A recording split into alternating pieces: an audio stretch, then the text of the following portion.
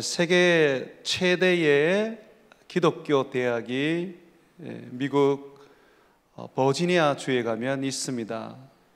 리버티 유니버시티라고 불리는 학교인데, 대학과 대학원 학생들까지 합치면 약 한 3만 명, 또 온라인으로 공부하는 학생들까지 합치면 한 20만 명 정도 됩니다.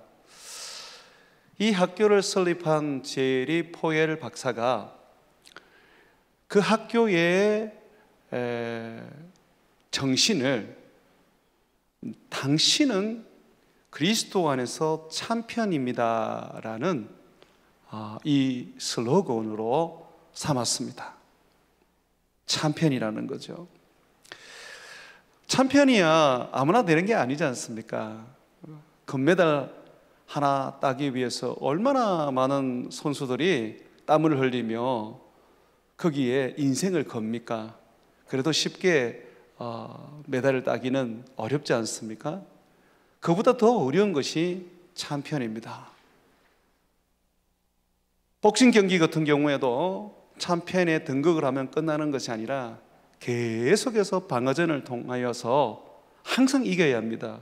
그래서 은퇴하는 그날까지 승리해서 참편을 이어가야 하는 것이죠. 그런데 이 제리 포엘 박사는 예수를 믿는 청년들이, 예수를 믿는 사람들이 그리스도 안에서 참편이라고 가르쳤습니다. 그렇기 때문에 항상 믿음으로 살아라, 우리는 어떤 것도 이기고 승리할 것이다 라고 했었습니다.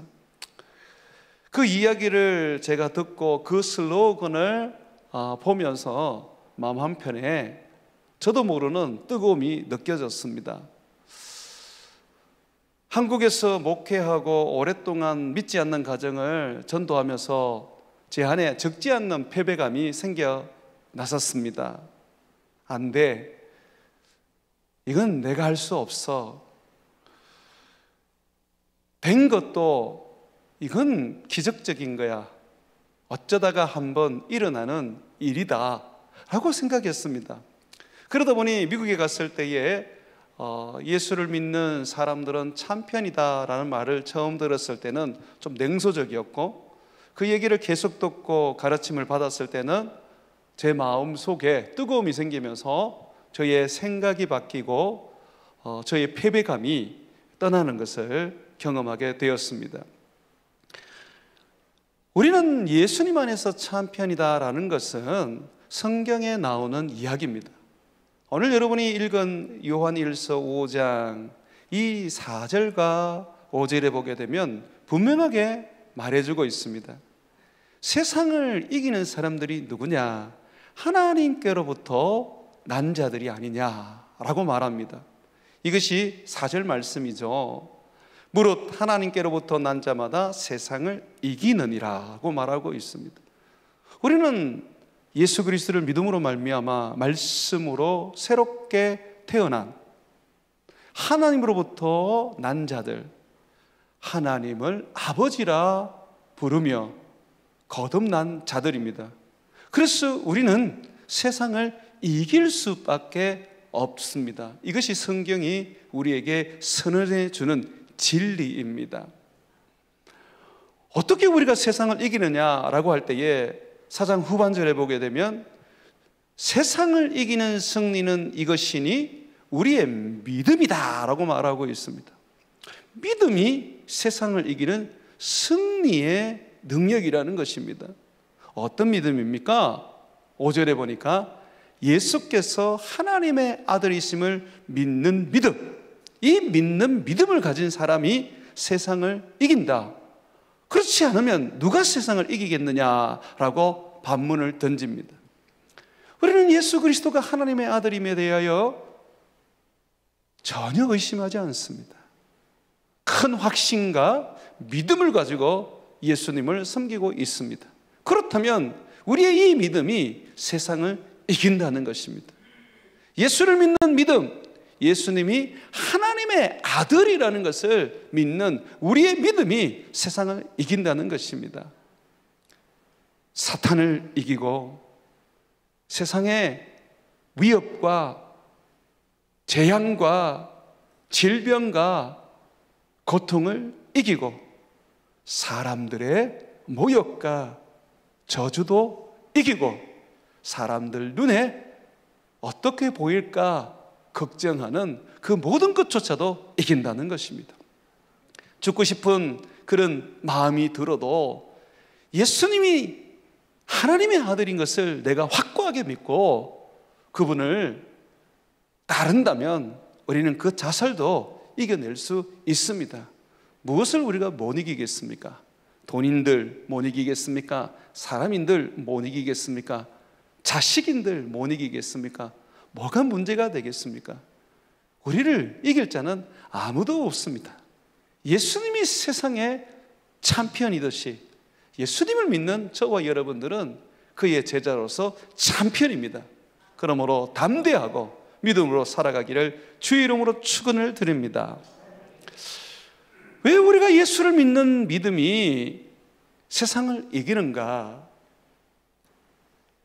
요한은 예수님은 하나님의 아들이기 때문에 예수님으로부터 나오는 신적인 능력이 믿음으로 우리에게 흘러 들어와서 우리에게 머물러 있기 때문에 그 신적인 능력으로 세상을 이긴다라고 말합니다. 정말 이 믿음이라는 건 있잖아요. 예수님께 있는 것을 내가 공급받는 통로입니다. 12년 동안 혈류병 들었던 여인이 예수님의 옷자락만 만졌는데도 예수님에게 있는 능력이 이 혈류병 여인에게 들어갔지 않습니까? 믿음은 예수님의 것이 내 것이 되게 합니다. 예수의 죽음이 내 죽음 되고 예수님의 부활이 내 부활이 되고 예수님의 능력이 내 능력이 되고 예수님의 축복이 내 축복이 되도록 만들어 주시는 것이죠. 그러면 예수님께서 우리에게 믿음으로 말미암아 주시는 능력이 무엇인가? 6절 한번 보십시오. 이는 예수님은 이란 말입니다. 물과 피로 임하신 이시다 라고 말합니다. 곧 예수 그리스도, 그는 물로만 아니라 물과 피로 임하셨고 이것을 정언하시는 이는 성령이시고 성령은 거짓말을 못하는 절대적 진리시다 라고 말합니다. 여러분, 예수님이 이 땅에 오셨을 때에 인간의 몸을 입고 오셨습니다. 하나님의 권세와 영광과 그 모든 것을 내려놓고 오셨습니다. 그러나 변하지 않는 절대적인 진리가 하나 있습니다. 예수님은 영원하신 하나님이라는 거예요. 예수님은 하나님의 아들 독생자로서 우리와 같이 만들어진 피조물이 아니라 영원히 존재하시는 창조주라는 거예요. 그래서 예수님께서 인간의 몸을 입고 이 세상에 오셨지만 골로새서에 보게 되면 그 몸 안에는 신성이 충만하게 있었다라고 정언하는 것입니다. 예수님이 이 땅에 오셨을 때에 인간 예수가 되셨지만 그럼에도 불구하고 변하지 않는 절대적인 진리, 그는 하나님이시라는 겁니다. 여러분 믿으십니까? 그러다 보니 이 예수님은 이 땅에 임할 때에 물과 피로 임하셨습니다. 여기서 물과 피라는 건 굉장히 중요한 이야기입니다. 먼저 물에 대한 이야기를 오늘 나누도록 하겠습니다. 물로 임하였다라는 말이 무슨 말이겠습니까? 여러분, 이 물은요, 어떤 학자들이 주장하는 것처럼 세례를 일컫는 것이 아닙니다. 그럼 무엇입니까? 생수, 생명의 물을 말하는 것입니다. 생명은 오직 하나님으로부터 나옵니다. 그런데 그 생명은 우리에게 공급될 때 물로 공급이 됩니다. 예수님이 이 땅에 오셔서 정말 십자가에 못 박혀 죽으실 때 그는 우리에게 생수와 보혈을 쏟아 주셨습니다. 특별히 이 예수님이 생수를 주시는 분이라는 것을 사복음 중에 요한복음에만 집중해서 요한이 가르칩니다. 그러다 보니 이 요한은 예수님의 그 죽으심 속에 예수님이 우리에게 주신 그 물과 피가 무엇인지 깨닫기를 원하고 있습니다. 요한복음 19장 33절과 34절에 보게 되면 예수님이 이제 십자가에서 죽으십니다. 그래서 로마 병정들이 예수님의 다리를 꺾지 않고 죽은 예수님을 이제 그 십자가에서 끌어내는데 확인차 옆구리에 창을 찌릅니다. 그때에 물과 피가 쏟아져 나옵니다. 사람은 죽으면 물이 쏟아져 나오지 않습니다. 예수님의 제자 요한은 특별하게 예수님께서 우리들에게 생명수를 주시는 하나님인 것을 이야기하고 싶어서 예수님은 십자가에서 죽으실 때에 우리에게 생명의 물을 쏟아내셨고 그는 또한 보혈의 피를 흘리셨다는 것을 말해주고 증언합니다. 예수께 이르러서는 이미 죽으신 것을 보고 다리를 꺾지 아니하고 그중 한 군인이 창으로 옆구리를 찌르니 곧 피와 물이 나오더라 라고 말하고 있습니다. 여러분, 이 계시록에 가보시면요, 마지막 장에 예수님께서 아버지와 함께 새하늘과 새 땅에 거하십니다. 보좌에 앉으시는데 거기에서 생명수가 쭉 흘러나옵니다. 거기는 바다가 없습니다. 물이라는 것은 오직 하나, 생명수밖에 없습니다. 그것도 아버지와 아들 그 보좌에서 흘러나옵니다. 생명수가 쭉 흘러나오는데 그 생명수가 흐르는 것이 강이 되는데 좌우에는 달마다 열매를 맺는 이 12열매를 맺는 생명나무가 가득했습니다. 잎사귀가 떨어지면 그 생명의 강에 떨어지는데 그것은 마시는 자마다 이 생명수로 말미암아 모든 것을 치료함 받는 치료의 근원이 되었습니다. 생명은 다른 곳에서 나올 수가 없습니다. 생명 대신 하나님으로부터 나오는 것입니다. 아버지가 생명이시고 또한 예수님께서 생명이시며 성령께서도 생명입니다.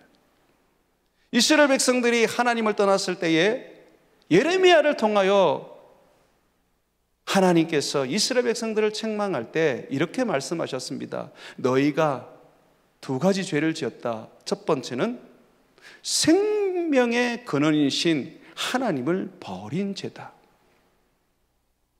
두 번째는 너희가 생명이 아닌 것을 담기 위하여 구덩이를 만들고 세상의 것으로 이 세상에 오염된 물을 담아 놓은 것이다 라고 하셨어요. 하나님은 생명의 근원입니다. 그에게로부터 그 생명이 물로 흘러나옵니다. 예수님은 사마리아 땅에서 사마리아 여인을 만났을 때 야곱의 우물에서 물을 뜨려고 이 온 사마리아 여인에게 자기가 생명의 물을 주는 분이라고 소개를 했습니다. 요한복음 4장 10절에 보게 되면 예수께서 대답하여 이르시되 네가 만일 하나님의 선물과 또 너에게 물 좀 달라 하는 이가 누구인 줄 알았더라면 네가 그에게 구하였을 것이고 그가 생수를 너에게 주었으리라고 말하고 있습니다. 여러분, 예수님은 생명수를 주려고 이 땅에 오신 하나님의 아들입니다. 이 생명수를 주기 위해서 어떤 그릇에 담아서 세상에 오신 게 아닙니다. 그분 자체가 생명이시기 때문에, 그분으로부터 생명수가 흘러나오기 때문에 예수님은 이 땅에 오셔서 생명을 흘려보냈을 뿐만 아니라 생수의 맛을 보게 하셨을 뿐만 아니라 십자가에서 죽으심으로 그는 그의 옆구리에서 생명의 물과 함께 보혈을 우리에게 쏟아내 주셨습니다. 예수님이 주시는 생수는 영생하도록 솟아나는 샘물입니다. 주님으로부터 주어지는 이 생명수는 끊어지지 않습니다. 말라지지 않습니다. 요한복음 4장 13절과 14절에 보게 되면 예수께서 대답하여 이르시되 이 물을 마시는 자마다 다시 목마르려니와 야곱의 우물을 떠서 먹는 사람들은 또 목말라진다. 그러나 내가 주는 물을 마시는 자는 영원히 목마르지 아니하리니 내가 주는 물은 그 속에서 영생하도록 솟아나는 샘물이 되리라고 말하고 있습니다. 여러분, 주님이 주시는 생명수를 마시면 그 생명수는 내 안에서 샘물이 되어요 계속해서 솟아납니다. 어떻게 그렇게 되죠? 우리 안에 있는 성령이 끊임없이 생명수를 솟아서 나오도록 만드시는 거죠. 이 부분은 제가 조금 더 뒤편에 가서 얘기하겠습니다. 이 땅에 계실 때 그러면 예수님이 생명의 물을 주신 적이 있나요? 있지요. 우리가 그걸 못 볼 뿐이죠. 그러나 주님은 실질적으로 이 생명의 물을 가지고 사람을 치유하는 데 사용하셨습니다. 이 생명의 물을 3번이나 사용하셨습니다. 예수님께서는 손가락으로 귀먹고 말 듣는 사람의 귀에 집어넣고 그리고 침을 뱉으셨습니다. 그런 후에 그 혓바닥에 손을 대시면서 하늘을 우두러 보시면서 에바다라고 외치셨죠. 이 에바다라는 말은 열려라 하는 말이었습니다. 그랬더니 귀가 열리고 혀가 맺힌 것이 곧 풀려서 말을 하기 시작했습니다.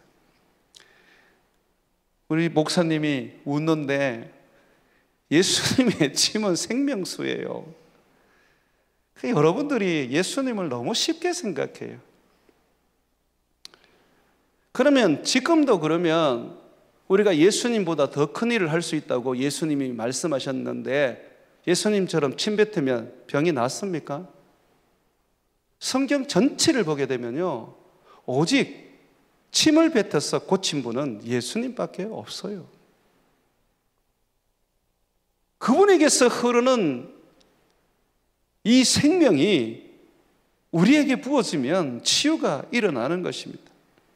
베세다에서 맹인을 만났을 때도 예수님은 눈에 침을 뱉으셨습니다. 여러분 아세요? 유대인들은 침을 맞으면 굉장히 부정적으로 여기고 그리고 모욕적으로 여깁니다. 그런데 예수님께서 침을 뱉으셨어요. 그리고 안수하셔서 그를 고치셨습니다. 예수님이 침을 뱉어서 고치셨다는 것은 침은 치료의 능력이 있다는 것을 말합니다. 그러면 그것은 생명수라는 것을 보여주는 겁니다. 실로암 맹인에도 마찬가지죠. 땅에 침을 뱉어서 진역을 이기고 그의 눈에 바르셨습니다. 실로암 못에 가서 씻으라고 했는데 고침을 받았지요. 여러분, 이 생명수는요, 우리에게 생명을 공급할 뿐만 아니라 우리를 치유하는 능력을 가지고 있습니다. 계시록 22장 1절과 2절에 보게 되면 또 그가 수정같이 맑은 생명수의 강을 내게 보이니 하나님과 및 어린 양의 보좌로부터 나와서 길 가운데 흐르더라. 강 좌우에 생명나무가 있어 12가지 열매를 맺되 달마다 그 열매를 맺고 그 나무 잎사귀는 만국을 치료하기 위하여 있더라고 말합니다. 예수님이 우리에게 주시는 생명수는 우리에게 생명을 공급하여 줍니다. 면역력이 약하면 병들 수밖에 없지만 면역력이 강하면 그 병을 이깁니다. 예수님의 생명수는 면역력보다 더 강력한 생명 그 자체입니다. 그 생명수를 마시는 자마다 그 배에서 생수의 강이 늘 쏟아져 나와서 우리로 하여금 생명으로 충만하게 살 뿐만 아니라 치유하고 회복하고 거룩하고 정결하여 우리 주님의 생명 안에 살아가도록 만드는 것이죠. 에스겔서 47장 9절과 12절에 보게 되면 에스겔이 성전 환상을 봅니다. 그런데 이 성전은 예수님을 상징하는 하나의 예표 아닙니까? 문지방에서 물이 쭉 흘러나옵니다. 그런데 이 물이 흐르고 이 가는 곳마다 변화가 일어납니다. 제가 성경을 한번 읽어드리겠습니다. 이 강물이 이르는 곳마다 번성하는 모든 생물이 살고 또 고기가 심히 많으리니 이 물이 흘러 들어가므로 바닷물이 되살아나겠고 이 강이 이르는 각처의 모든 것이 살 것이며 또 이 강가에 어부가 설 것이니 엔겐디에서부터 에네클라임까지 그물 치는 곳이 될 것이라. 그 고기가 각기 종류를 따라 큰 바다의 고기같이 심이 많으려니와 그 진펄과 개펄, 흙구덩이를 말합니다. 그냥 발을 디디며 쑥쑥 들어가서 설모 없는 그런 개펄이를 말하는 겁니다. 이거는 다시는 살아나지 못하고 소금 땅이 될 것이다. 강좌우 가에는 각종 먹을 과실나무가 자라서 그 잎이 쓰들지 아니하며 열매가 끊이지 아니하고 달마다 새 열매를 맺으리니 그 물이 성소를 통하여 나옴이라. 그 열매는 먹을 만하고 그 잎사귀는 약재료가 되리라고 말하고 있습니다. 생수가 우리에게 흘러 들어오게 되면 우리는 살아납니다. 생명을 얻지요. 구원을 얻는 것이죠. 뿐만 아니라 늘 그 생명력이 내 안에 흘러 넘치면 생명으로 가득합니다.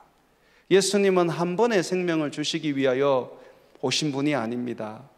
요한복음 10장 10절에 보게 되면 내가 온 것은 양으로 생명을 얻게 하고 더 풍성히 생명을 얻게 하려 함이라고 하셨습니다. 주님은 계속해서 생수를 부으시고 또 부으시고 부으시는 겁니다. 그래서 이 에스겔이 환상으로 본 성전에서 흐르는 물을 청량해 보니까 처음에는 발목까지 물이 차고 또 나왔다가 청량해 보니까 무릎까지 물이 차는 거예요. 또 나와서 청량을 해보니까 나중에는 허리까지 차고 나중에는 능히 사람이 건널 수 없는 헤엄을 칠 수밖에 없는 큰 물이 되었다라고 말하고 있습니다. 주님은 우리에게 이토록 끊임없는 생명력, 생명, 그 치유를 날마다 부어주기를 원하십니다. 그것은 천국에서만 누리는 것이 아니라 이 땅에서도 누리게 하려는 것입니다. 이미 여러분 안에는 예수를 믿음으로 말미암아 생수가 있습니다. 그러나 이 생수가 끊임없이 내게서 솟아나는 샘물이 되어야 되는데 솟아나지 못하는 이유는 우리 안에 성령의 역사가 중단되었기 때문입니다. 여러분, 우리의 이 생명수, 주님이 주는 이 생명수는 반드시 성령이 있어야지만이 그 효력이 나타나고 그 능력이 나타납니다. 오늘 여러분 본문 말씀해 보게 되면 예수님을 증거하는 세 가지가 있다. 예수님으로부터 나오는 생명수, 예수님으로부터 나오는 보혈, 그리고 예수님이 보내주시는 성령이시다. 그런데 이 셋은 뭐라 그래요? 하나다라고 말합니다. 왜 하나라고 말하는 거예요? 성령은 그리스도의 영이에요. 그러면 생수와 보혈은 어디서 나옵니까? 예수로부터 나옵니다. 성령이 우리에게 오셔서 그리스도의 영으로서 우리에게 끊임없이 예수님의 그 생수와 예수님의 그 보혈이 우리 안에 능력이 되고 효력을 발생하게 되고 그것이 권능이 되도록 만들어주는 겁니다. 많은 분들이 믿는 것을 너무 머리로만 믿어요. 그러다 보니 자꾸 윤리적이고 도덕적인 삶으로 가버립니다. 또는 자꾸 머리로 믿으니까 그냥 이 땅에서 잘 되고 평안하고 행복하게 사는 것만을 추구하게 됩니다. 그런데 우리가 머리로 믿으면 안 돼요. 우리는 영으로 믿어야 돼요. 실제로 믿어야 돼요. 주님은 정말 우리에게 생수를 주려고 오셨어요.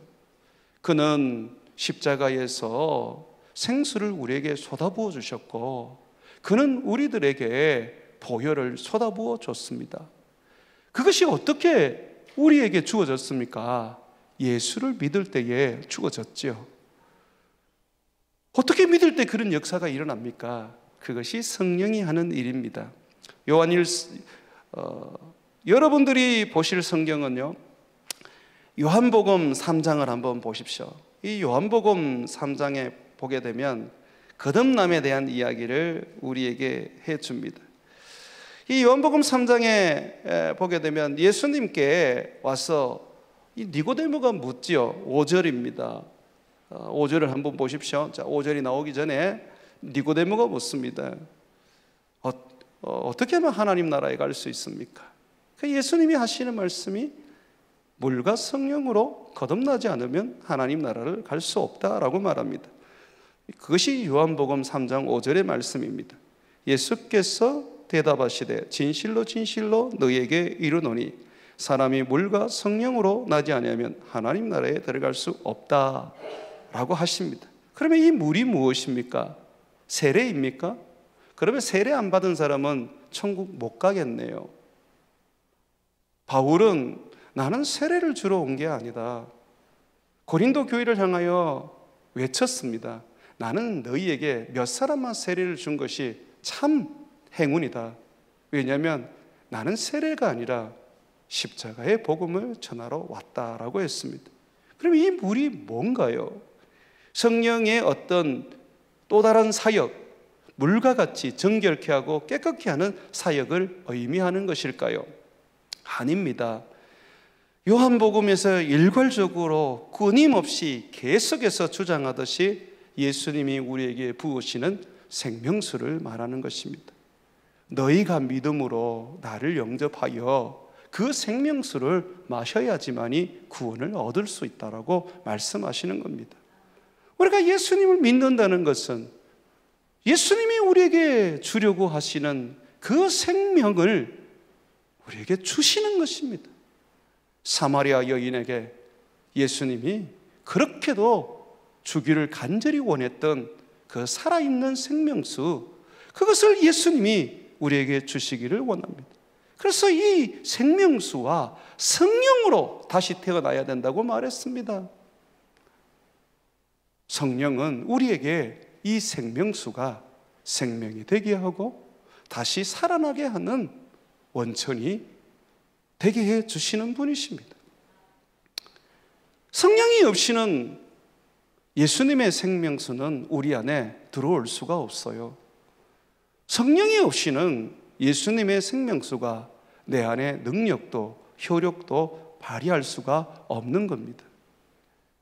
예수님께서는 성령을 통하여서 그의 생명을 공급하셨습니다. 그래서 우리는 성령으로 그 생명수를 공급받아야 합니다. 요한복음 7장 37절에서 39절에 보게 되면 이 이야기를 명확하게 말합니다. 명절 끝날 곧 큰 날에 예수께서 서서 외쳐 이르시되 누구든지 목마르거든 내게로 와서 마시라. 나를 믿는 자는 성경, 구약 성경의 이름과 같이 그 배에서 생수의 강이 흘러 나오리라 하시니, 정말 우리의 배를 말하는 거예요. 예수님을 믿으면 우리 배에서 생수가 흘러나온다고 합니다. 믿으면 이것이 실제적으로 일어나고 난다고 합니다. 이건 상상이 아니에요. 그렇게 믿도록 세뇌를 시키는 것도 아니에요. 왜 그렇게 됩니까? 39절에 이는 그를 믿는 자들이 받을 성령을 가리켜 말씀하신 것이라. 예수께서 아직 영광을 받지 아니하셨으므로 성령이 아직 그들에게 계시지 아니하셨더라라고 말합니다. 성령이 우리에게 임하여서 예수님의 것이 내 것이 되게 하고, 예수님의 능력이 내 능력이 되게 하고, 예수님의 생명이 내 생명이 되게 합니다. 그래서 그리스도의 영이지요. 사랑하는 여러분, 성령이 없으면 안 됩니다. 물과 피와 성령은 하나라는 것은 성령께서 우리로 하여금 예수님의 그 생명수가 내 것이 되게 하여 끊임없이 내 안에서 예수를 먹고 예수의 생명을 마시게 하고 예수로 말미암아 살게 하는 것입니다. 성령님은 자기를 드러내지 않으세요. 성령님은 자기의 것을 가르치고 자기의 것을 드러내기 위하여 오신 분이 아니라고 예수님은 가르칩니다. 그는 내 것을 가지고 너희에게 알리겠습니다. 그는 내 일을 할 것이라고 했고, 그는 내 이름으로 너희에게 임하리라고 하셨습니다. 성령님은 끊임없이 우리에게 예수로 충만하게 하고 예수의 생명으로 가득하게 하고 예수로 말미암아 넘쳐나게 하는 것입니다. 여러분, 예수님의 약속하신 그 생명이, 그 생명수가 믿음으로 내 안에 들어오고 성령이 그 생명수로 말미암아 나를 거듭나게 하고 내 안에서 늘 솟아나도록 샘물이 되게 해 주셔야 합니다. 그러므로 우리는 성령을 놓쳐서는 안 됩니다. 성령은 예수님과 분리해서 일하지 않아요. 성령은 예수를 가르치시고 예수의 생명을 공급하시고 예수의 능력을 우리에게 주시고 예수의 사명을 우리로 하여금 감당하게 하십니다. 사도행전에 성령은 선교의 영이지 않습니까? 안디옥 교회로 하여금 선교하도록 명령하셨지 않습니까? 그러나 그 선교는 누가 명령하셨습니까? 예수님이 명령하신 말씀 아닙니까? 너희는 가서 모든 민족으로 제자를 삼아라. 너에게 성령이 임하면 내 증인이 되라. 예루살렘과 유다와 사마리아까지 땅끝까지 내 증인이 되라고 하셨지 않습니까? 성령은 예수를 우리 안에 충만하게 하기 위하여 예수로 힘입어 살게 하려고 예수로 가득하게 하려고 하는 것입니다. 사랑하는 여러분, 한번 해보세요. 성령으로 예수로 충만하십시오. 성경을 100독, 200독 해도요, 성령께서 깨닫게 해주시고 알게 해주지 못하면 그 성경은 하나의 여러분들의 눈에는 읽을 거리에 불과할 것이고 종교적인 교훈에 불과합니다. 성경은 영입니다. 성령으로 깨달아야 내 가슴이 뜨거워지고 그것이 영의 말씀이 되고 그 말씀을 받을 때에 믿음이 생기고 그 말씀이 능력이 되어서 그 말씀대로 내 삶이 변화를 겪게 되는 것입니다. 그러므로 사랑하는 여러분, 성령, 그분은 예수님의 생수와 하나이십니다. 우리 안에 예수님을 믿을 때에 예수님께서 우리에게 주시려고 하시는 그로부터의 주신 생명수가 우리 안에 들어오게 하고 그 생명수로 말미암아 먹고 마시며 그 생명수로 세상을 이기며 그 생명수로 나의 병든 몸도 고치기를 원하십니다. 그러므로 여러분, 주님의 생명수를 이 밤에 구하십시오. 성령으로 말미암아 내 안에 솟아나는 샘물이 되게 하여 내가 그 물을 먹고 마심으로 말미암아 다시는 목마르지 않게 하시고 예수 그리스도께서 주시는 십자가에서 흘리신 그 옆구리에서 보여주셨던 그 생명수가 내 머리부터 발끝까지 흘러서 내 안에 생명이 가득하고 치유가 가득하고 주님의 은혜가 가득한 그러한 역사가 일어나는 오늘 이 시간 되도록 기도하시기를 주의 이름으로 축원을 드립니다.